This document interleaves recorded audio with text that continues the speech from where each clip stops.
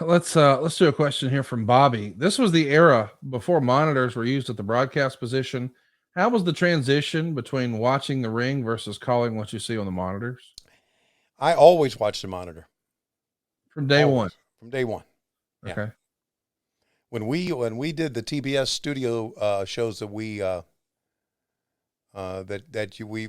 replay here, David and I were always standing there at the podium watching the monitor, even though the ring was right in front of us. Always. I was always told to do that. So I don't know if there's any trend. I don't know what the transition was, but that's what we always did. Always watch the monitor.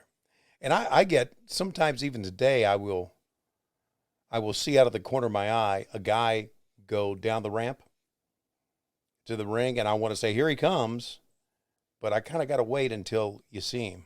And sometimes I make a mistake and do say, well, here he comes or here she comes, and they haven't come into camera shot yet. But you always got to watch the monitor from day one. Yep. I don't know when that started. It is interesting to think about. Yeah, it is. And see, that's what always pissed me off about college football. Uh-oh.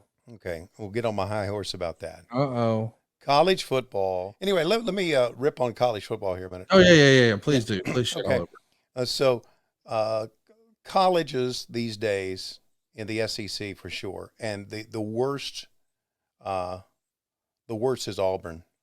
Oh. Will take its radio crew, and they move the radio crews down to the end zone in Auburn, in the fucking end zone where you can't call a game from the end zone.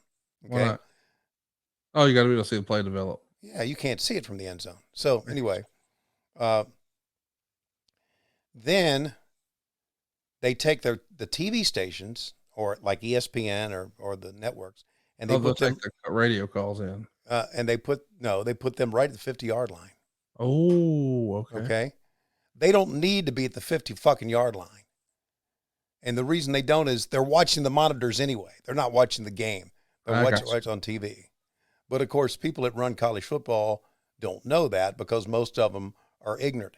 And I've said many times, and I really believe this, the most ignorant people in the world are the people that work in higher education. And so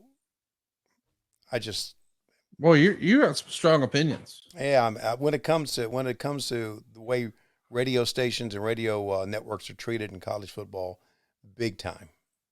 That's why when I was the producer of the Georgia Bulldogs radio network, I was a hot-headed prick, buddy. Why? Because I didn't like we got treated like shit. We got treated like shit wherever we went. And I wasn't going to put up with it because it was my job to get out a good broadcast. And if you were going to fuck with me anyway and getting that broadcast out, buddy, I was going to home in